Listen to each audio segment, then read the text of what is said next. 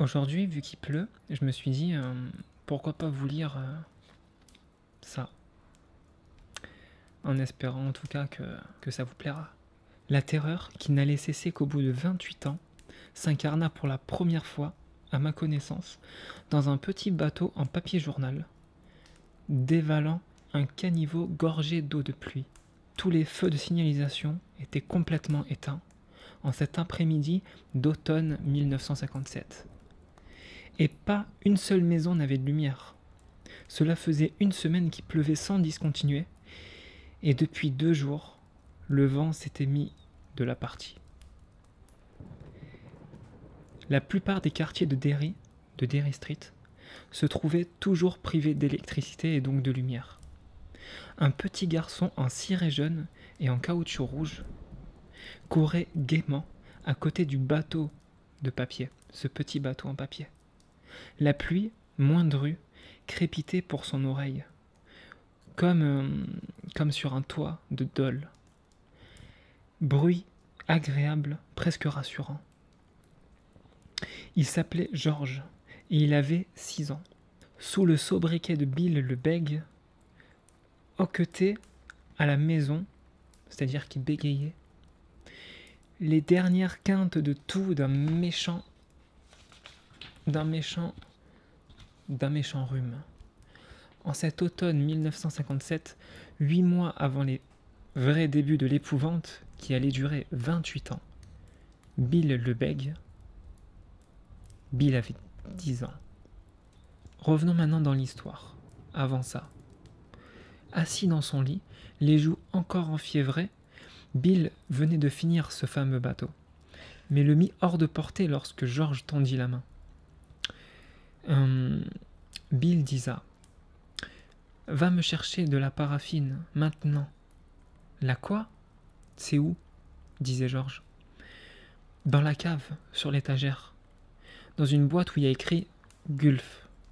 « Apporte-la-moi avec un couteau, un bol et des allumettes. » George, il discuta pas. Sa mère jouait toujours du piano.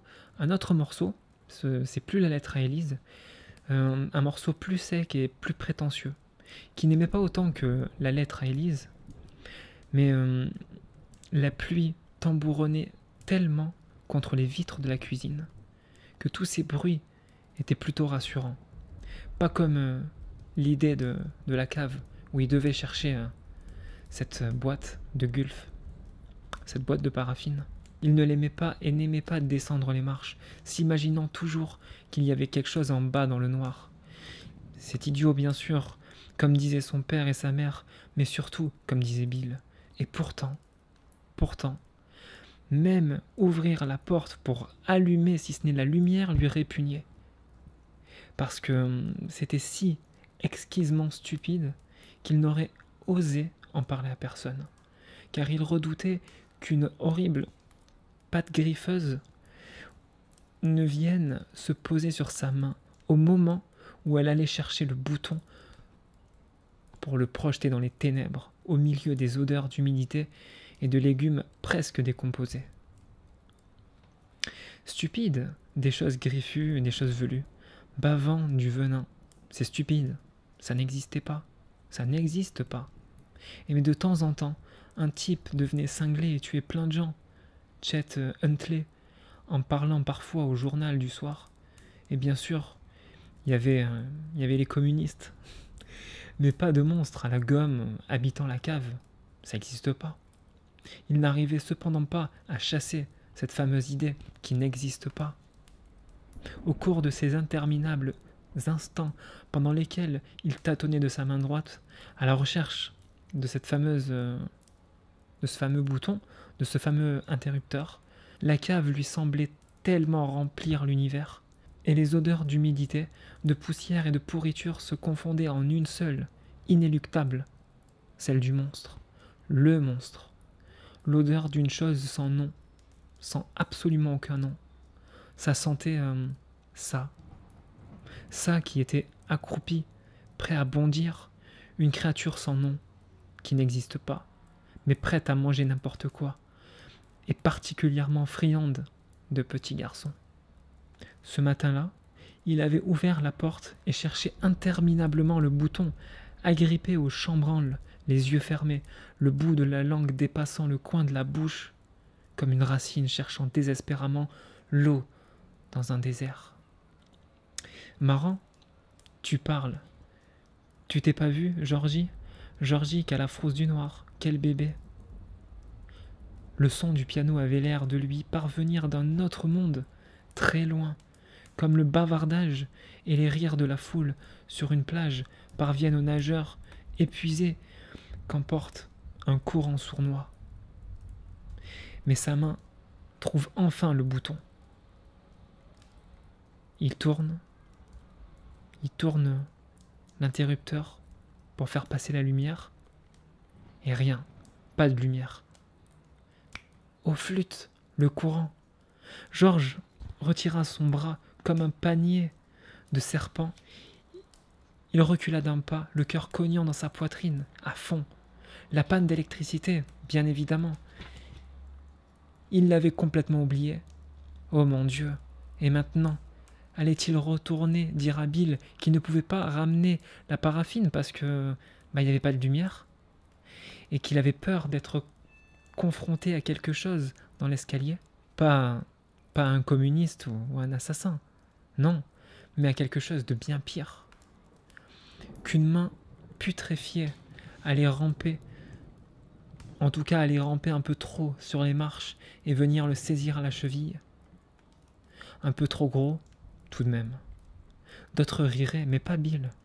Il serait furieux, surtout. Bill dirait « Grandis un peu, Georgie, grandis un peu.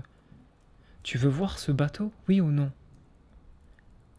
Comme si cette idée l'avait traversé, Bill lança dans la chambre. « Tu prends Racine ou quoi, Georgie ?» « Non, je l'ai, répondit Georges aussitôt, se frottant le bras pour en faire disparaître la chair de poule qu'il trahissait. « J'en ai profité pour boire juste un verre d'eau. J'arrive, je vais y aller. » Bill répondit « Grouille. Fais vite. » Et il descendit donc les 4 marches qui le mettaient à portée de l'étagère, le cœur dans la gorge, les cheveux dans la nuque, au garde à vous, les mains glacées, convaincu qu'à tout instant, la porte de la cave allait se refermer toute seule, obstruer la lumière qui tombait des fenêtres de la cuisine. Et qu'il entendrait alors ça, ce fameux ça, qui était pire que tous les cocos et autres assassins du monde, pire que les Japs, pire qu'Attila en fait, pire que tout, pire que les abominations de 100 films d'horreur. Et son grandement, grave, empilait ses oreilles pendant quelques secondes folles, avant qu'il ne se jette sur lui pour lui déchirer les entrailles. L'odeur était pire que d'habitude, c'est surtout ça qui lui faisait peur. Mais ça c'est dû à cause de l'inondation. La maison sur Witcham Street n'était pas loin du sommet de la colline et avait donc échappé au pire, mais l'eau malheureusement s'était infiltrée dans les anciennes fondations et l'air impuanti invitait à ne respirer qu'à de tout petits coups. Georges farfouilla aussi vite qu'il put parmi tout ce qui encombrit l'étagère. Des vieilles boîtes de cirage kiwi, des chiffons, une lampe à pétrole, des bouteilles à peu près vides, une ancienne boîte plate de cire la tortue. Il voyait plein de trucs. Celle-ci attira son attention sans raison, cette fameuse boîte la tortue. Et il passa bien 30 secondes hypnotisé à admirer la tortue qui ornait le couvercle. Puis il la rejeta et vit enfin, finalement, derrière la boîte carrée avec le mot « Gulf » écrit dessus. Georges s'en empara vivement et bondit vers la porte, soudain conscient qu'un pan de sa chemise dépassait, et convaincu que ça, signifiait la fin pour lui. La chose dans la cave allait presque le laisser sortir, puis le saisirait par la chemise, le ferait tomber, et il referma bruyamment la porte dans son dos.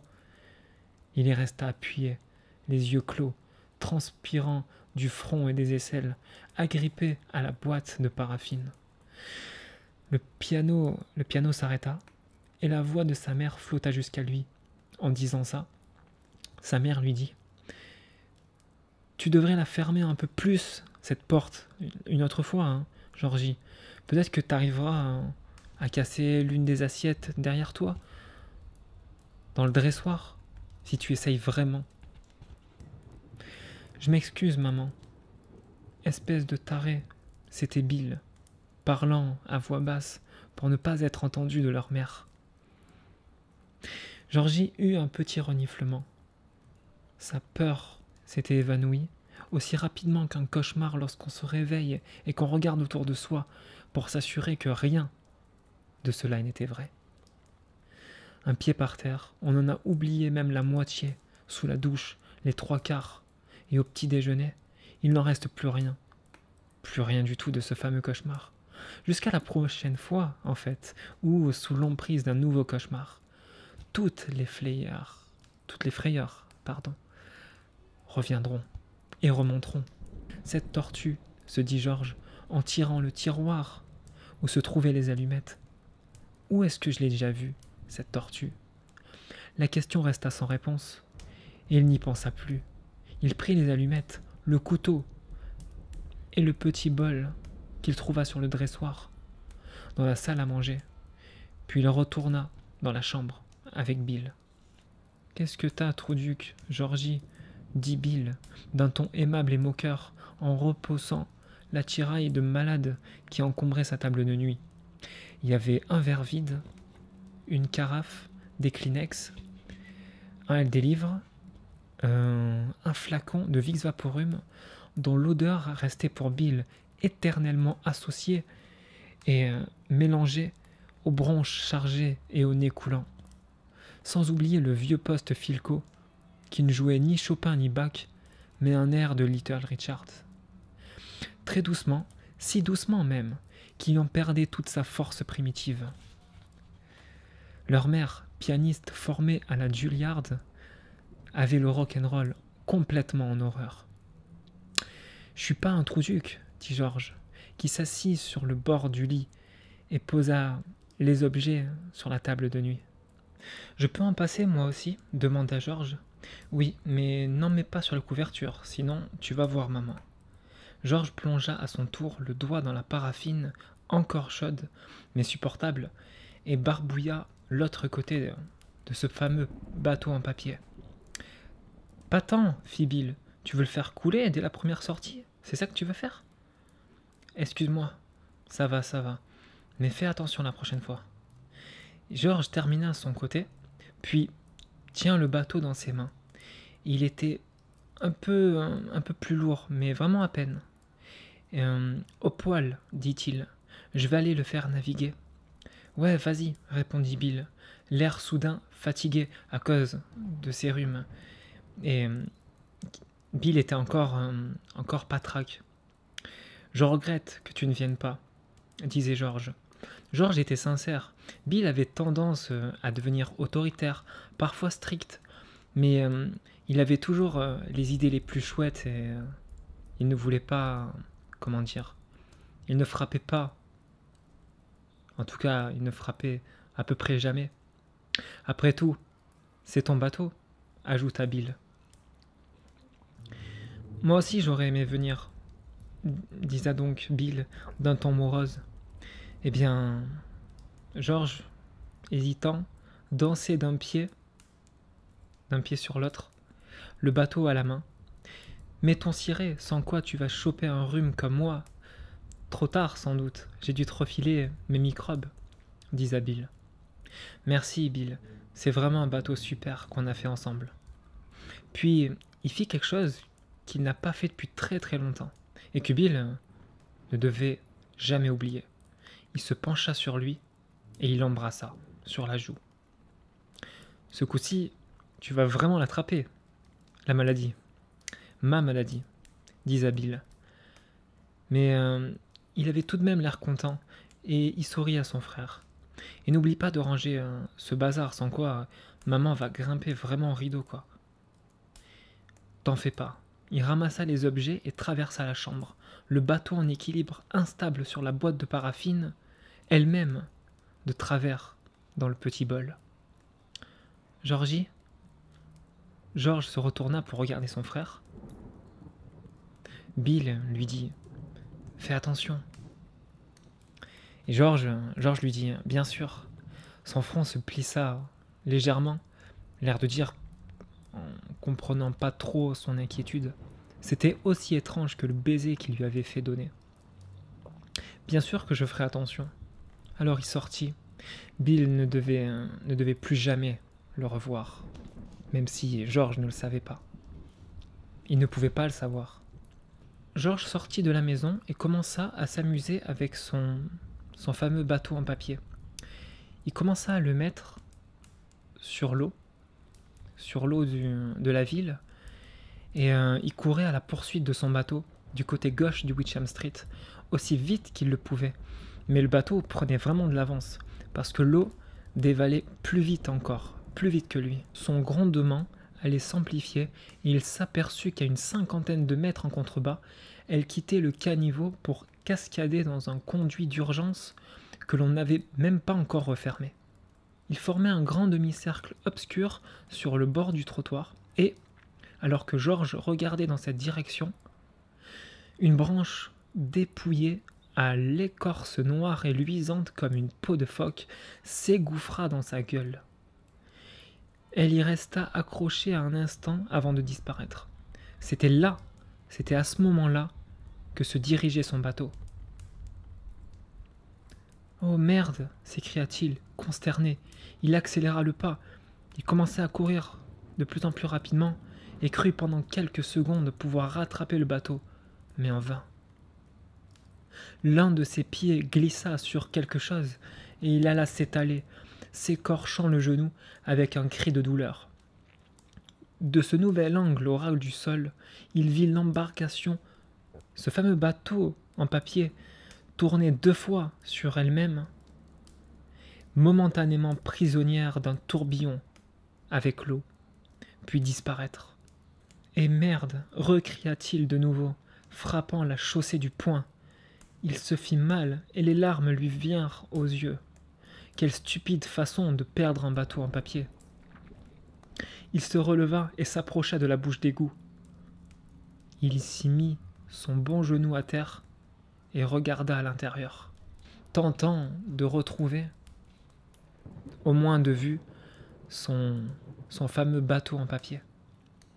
L'eau faisant un grondement creux en s'enfonçant dans les ténèbres, un bruit de maison hantée lui rappelait un cri étranglé sorti de sa gorge, et il sursauta. Des yeux jaunes le regardaient de là-dedans, dans les égouts, des yeux comme ceux qu'il avait imaginés le guettant dans la cave. C'est un animal, pensa-t-il de manière incohérente. C'est tout ce que c'est un animal. C'est rien, c'est juste un animal. Tout bêtement, un chat qui a été emporté là-dedans. Il était cependant prêt à s'enfuir en courant. Il allait s'enfuir en courant dans 2 secondes, quand ses mécanismes mentaux auraient digéré le choc produit par ses 2 yeux jaunes et luisants. Il sentait la surface rugueuse du macadam sous ses doigts, ainsi que l'eau froide qui les contourait. Il se vit se relever et battre en retraite. Mais c'est à ce moment-là, qu'il y a une voix très agréable, au ton raisonnable, lui parlait depuis la bouche d'égout. « Salut, Georgie » fit-elle, cette voix. George se pencha et regarda de nouveau. Il n'en croyait même pas ses yeux. C'était comme dans un conte de fées, ou comme dans ces films où les animaux parlent et dansent. Ils auraient eu 10 ans de plus, il serait resté complètement incrédule. Mais il avait 6 ans, il n'en avait pas 16. Un clown se tenait dans l'égout. L'éclairage n'y était pas fameux, mais néanmoins suffisant pour que George n'ait aucun doute sur ce qu'il voyait. C'était vraiment un clown, comme au cirque, ou comme à la télé, un mélange de Bozo le clown et de Clarabelle, celui ou celle qui parlait à coups de trompe dans les émissions du dimanche matin. Le visage du clown était tellement blanc, il avait 2 touffes marrantes de cheveux rouges de chaque côté de son crâne chauve, et un énorme sourire clownesque peint par-dessus sa propre bouche. Il tenait d'une main un assortiment complet de ballons de toutes les couleurs, comme une corne d'abondance pleine de fruits mûrs. Et dans son autre main se trouvait le bateau en papier journal de Georges. « C'est ça que tu veux ? Est-ce que c'est ça que tu veux ? Tu veux ton bateau, Georgie ?» fit le clown avec un grand sourire. Georges lui sourit à son tour. Il ne peut plus s'empêcher de sourire. C'était le genre de sourire auquel on ne pouvait rien faire autrement que de répondre « Oui, bien sûr, je le veux. » « Alors, bien sûr, oui, je le veux, » disa Georges. « Bien sûr, oui, je le veux, » fit le clown en réponse et en riant. « Voilà qui est bien dit, très bien dit. Que penserais-tu d'un ballon ?» Eh bien, oui, il tendit une main hésitante, Georges, puis se reprit. Georges, il a dit « Je ne dois pas prendre les choses que me donnent des étrangers. » C'est ce que papa m'a dit en tout cas. « Ton papa a parfaitement raison, » admit le clown. Au fond de son égout, toujours souriant, il lui disait « Il a parfaitement raison, ton père.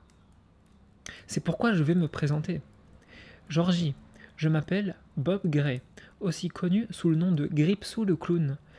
Gripsou, je te présente Georges. Georges, je te présente Gripsou. Eh bien voilà, c'est fait. Nous ne sommes plus des étrangers l'un pour l'autre maintenant, pas vrai ? Georges rigola et répondit « C'est vrai ». Il tendit de nouveau la main et de nouveau la retira, en se posant une question. « Comment t'es descendu là-dedans ?»« La tempête nous a balayés, moi et tout le cirque, » répondit Gripsou. « Ne sens-tu pas l'odeur du cirque, Georgie ?» Georgie se pencha. Ça sentait effectivement les cacahuètes. Les cacahuètes grillaient, et le vinaigre. Ce vinaigre blanc que l'on verse sur les frites d'une bouteille avec un petit trou dans les barbecues. Ça sentait aussi la barbe à papa et les beignets frits, tandis que montait, encore léger, mais prenant la gorge, l'odeur des déjections de bêtes fauves, sans oublier celle de la sciure. Et cependant, en dessous, flottaient les senteurs de l'inondation, des feuilles en décomposition et de tout ce qui grouillait dans l'ombre de l'égout. Odeur d'humidité et de pourriture, l'odeur de la cave. La même odeur. Mais les odeurs du cirque étaient quand même plus fortes et plus présentes. Et il répondit « Tu parles, si je les sens », s'exclama-t-il. « Tu veux ton bateau, Georgie ?» demanda encore Gripsou. « Tu n'as pas l'air d'y tenir tant que ça, de ton bateau », ajouta-t-il en soulevant un sourire. Il était vêtu d'un ample vêtement de soie fermé d'énormes boutons orange, d'une cravate bleue électrique éclatant pendant à son cou, et il avait de gros gants blancs comme ceux que portent toujours Mickey ou Donald. « Si, j'y tiens, » dit Georges, toujours penché sur l'égout. « Et est-ce que tu veux aussi un ballon ? J'en ai des rouges, des verts, des bleus, des jaunes. » Est-ce qu'il flotte ? S'il flotte, le sourire du clown s'élargit. Et comment qu'il flotte ? Bien sûr qu'il flotte. J'ai aussi de la barbe à papa. Georges commença à réfléchir et tendit la main, de nouveau, mais sans l'enlever. Georges tendit la main. Le clown la lui prit, et Georges vit changer le visage de Gripsou. Ce qu'il découvrit était si épouvantable qu'à côté, ses pires fantasmes sur la chose dans la cave n'étaient que des féeries. D'un seul coup de patte griffue, sa raison avait été détruite. « Il flotte, il flotte, il flotte », chantonna la chose dans l'égout, d'une voix qui se brisa en un rire retenu. Elle maintenait Georges d'une prise épaisse de pieuvre, puis elle l'entraîna dans l'effroyable obscurité où grondaient et rugissaient les eaux, l'emportant dans le débris vers la mer. Georges détourna tant qu'il put la tête des ultimes ténèbres et se mit à hurler dans la pluie, à hurler inconsciemment au ciel blanc d'automne qui faisait ce jour-là comme une couvercle au-dessus de Derry Street. Des cris suraigus, perçants, qui, tout au long de Witcham Street, précipitèrent les gens à leurs fenêtres ou sous leurs porches. Il flotte, gronda la voix, il flotte, il flotte. Il flotte, Georgie, et tu seras en bas avec moi. Tu flotteras aussi. Viens. Viens. L'épaule de George vient buter contre le rebord en ciment du trottoir, et Dave, resté chez lui à cause de l'inondation au lieu de travailler, comme d'habitude au Showbot, ne vit qu'un petit garçon, un ciré jeune, qui hurlait et se tordait dans le caniveau, la main dedans, tandis que de l'eau boueuse et écumeuse transformait ses cris en gargouillis. Tout flotte en bas, murmura la voix pourrie et ricanante. Puis il y eut un soudain bruit affreux d'arrachement, une explosion d'angoisse, et George perdit connaissance. Dave fut le premier sur place. Il arriva à peine 45 secondes après le premier cri, mais George était déjà mort. L'homme le saisit par le tira dans la rue et commença lui-même à crier quand le corps de l'enfant se retourna entre ses mains. Le côté gauche du ciré était maintenant rouge éclatant. Du sang coulait dans l'égout depuis le trou déchiqueté où se trouvait autrefois le bras gauche du petit. Des os emmêlés, horriblement brillants, dépassaient du vêtement déchiré. Les yeux de l'enfant étaient grands ouverts sur le ciel blanc. Et tandis que Dave se dirigeait d'un pas incertain vers ceux qui arrivaient, courant en désordre dans la rue, ils commencèrent à se remplir de pluie. Quelque part en dessous, dans l'égout déjà plein à ras-bord ou presque, jamais personne n'aurait pu tenir là-dedans, s'exclama plus tard le shérif du comté au journal de Daily News, dans un excès de rage qui frisait les hystéries. Hercule lui-même aurait été emporté par le courant. Le bateau en papier journal de George fila le long de conduits obscurs en ciment. Le petit bateau en papier journal de George fila le long de conduits obscurs du ciment, dans le grondement et le chuintement de l'eau. Il avança quelques instants bord à bord avec un poulet crevé qui flottait sur le dos, ses pattes reptiliennes tournées vers le plafond dégoulinant. Puis, à quelques confluxions, il avança quelques instants bord à bord avec un poulet crevé qui flottait sur le dos, ses pattes reptiliennes tournées vers le plafond dégoulinant. Puis, à quelques confluents à l'est de la ville, le volatile fut emporté sur la gauche, tandis que le bateau de George, lui, continuait tout droit.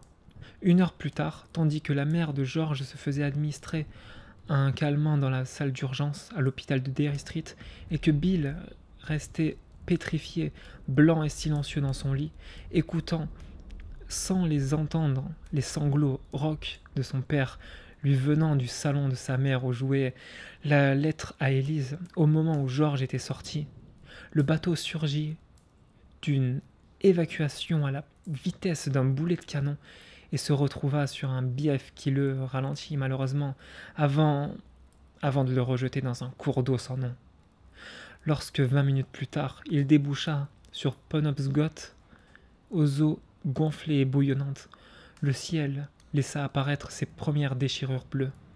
La tempête était terminée. Le bateau plongeait, oscillait et prenait parfois l'eau, mais ne coulait jamais, parce que les 2 frères l'avaient vraiment bien fait. J'ignore où il finit par s'échouer. S'il échoua, peut-être atteignerait-il la mer et y navigue peut-être pour l'éternité, comme les bateaux magiques de ces légendes. Je sais seulement, et juste seulement, qu'il était toujours gaillard à chevaucher les remous de l'inondation, parce qu'il franchit les limites administratives de Derry Street, et par là même, et pour toujours, celles de ce récit. J'espère en tout cas que cette petite lecture vous a plu, et à très vite.